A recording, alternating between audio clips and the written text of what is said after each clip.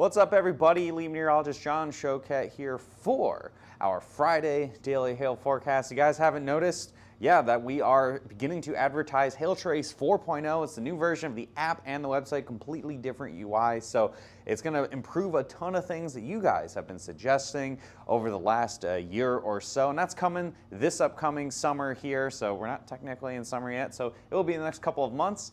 Justin will actually be kind of jumping in here on the video about once a week to give an update on upcoming features of the new app. So make sure you check that out. Get excited, guys. Big changes are on the way this summer. So right now, we're talking about storms that happened last night. We had some storms a little bit earlier. That's why this video is a little bit late. And Nebraska, are they the new Texas? We've had another 3-star map last night in the Lincoln, Nebraska area. We're going to go over that along with all the other storms that happened.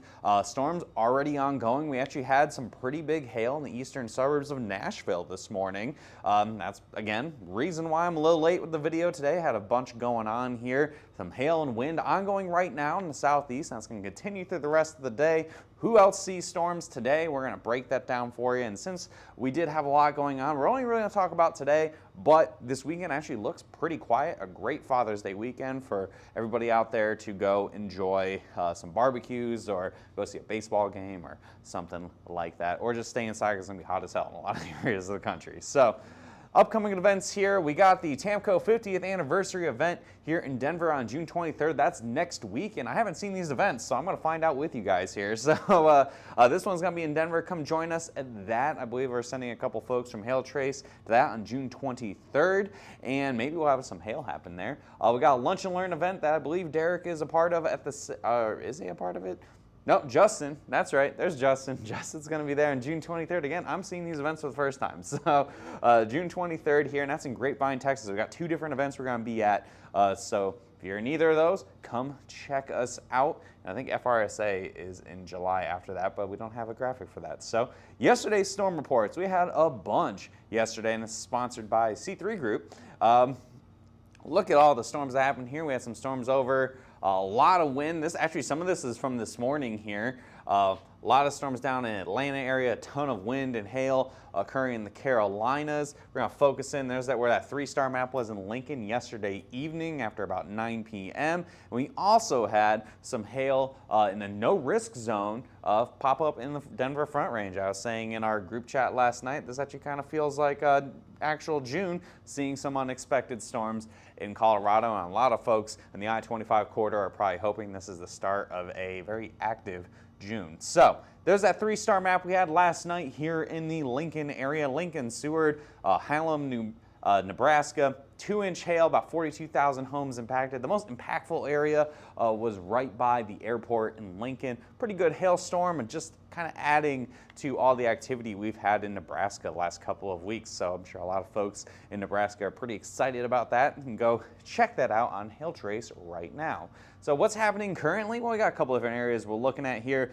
First of which is where we got severe thunderstorm watch and a couple severe thunderstorm warnings currently in effect across Tennessee, parts of Kentucky, and into eventually here western parts of Virginia, West Virginia, and down into the other southeast states. We actually had up to 3-inch hail occur to the east of Mount Juliet and the general Mount Juliet area of Tennessee, and this is all pushing off to the south and east and should bring wind and hail chances forward here for the rest of today. We also have a couple severe thunderstorms now ongoing in the I-95 corridor here in New England. A couple storms to north and south of Portland, Maine. Another storm to keep an eye on here in south central sections of Massachusetts. Could be heading towards the Providence metro and the general Boston area. Keep an eye on that. Not severe right now, but it could go severe later. And it is hot across a good chunk of the country here. It is right now 93 in Dallas, and it is humid as all hell across a good chunk of the southeast.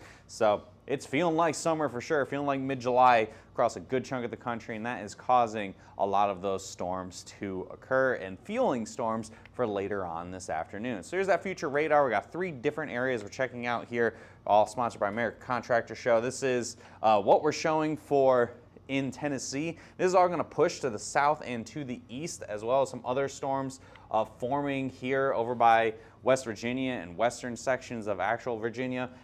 This could very easily overperform what the models are showing. They've really been kind of underdoing this afternoon so far.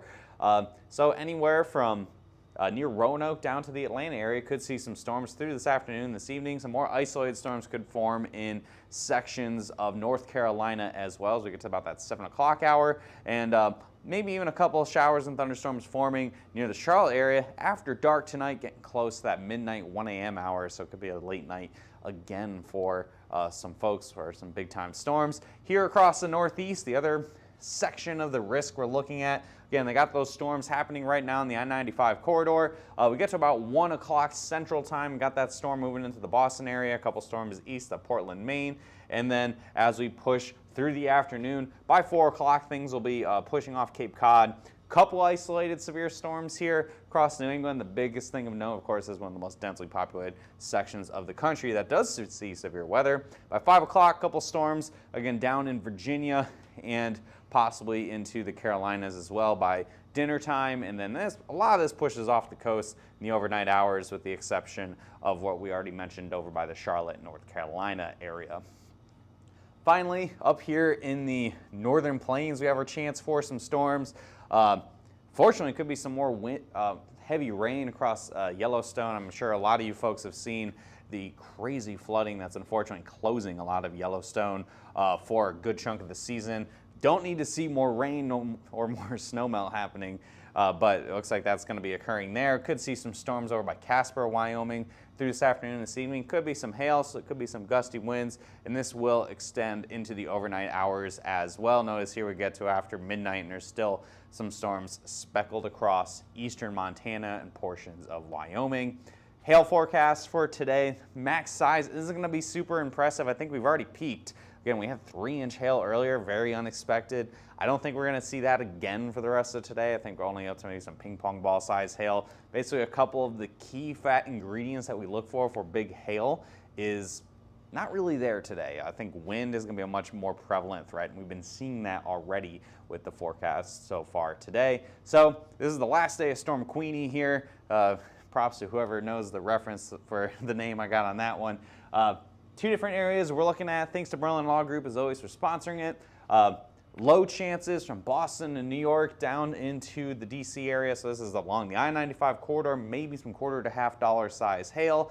Further to the south here, this is probably your best chance of seeing up to that ping pong ball size hail. Sections of northern Alabama, northern Georgia, and in the Smoky Mountains here of the Carolinas. But overall, low chances across the board. You guys saw on that future radar, it was pretty scattered, not a ton of storms, so the coverage being low really minimizes the threat from a lot of these cities here, so low chances across the board. And then finally up to the north, Casper is the only major population center I can see here, so you got that low chance, maybe $1.25 to $1 size hail with that as well. Moving on to that wind forecast, assuming my graphic will go, there we go, and sponsored by Atlas.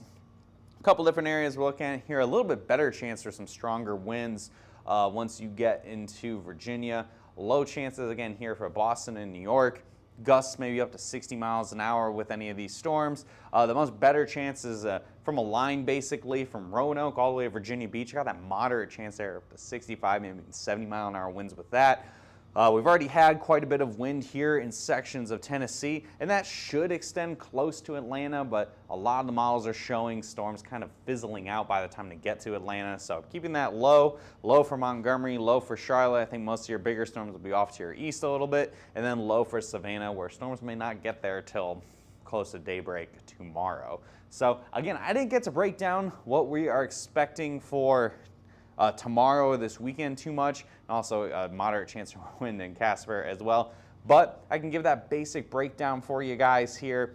I think Saturday we could see a couple storms in sections of Arkansas into Mississippi. I think wind threat is the majority of the issue, and it's going to be pretty isolated, so a more marginal chance there. And then Sunday looks very quiet. Father's Day looks like a very quiet weather day, so go enjoy time. If the father's watching here, enjoy times with your wife and your kids, or your significant other, whoever it is.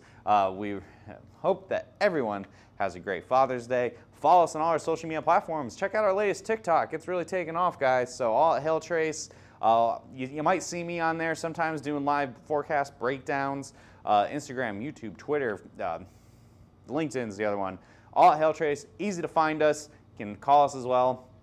855-334-4245. I know we had some storms in some areas. I haven't seen them in a while, like Atlanta or even the Denver area yesterday. So if you're giving us a call, get you all set up. And you can email us as well, info@hailtrace, at our website, hailtrace.com, and message us directly on our website. It is in the lower right-hand corner of the screen, a little chat bubble. You can talk to us there. All happy to help you guys out, and we'll be helping you out through the weekend as well. Have a great Friday, everyone. Have a happy Father's Day to all the fathers out there. We'll see you at that next video.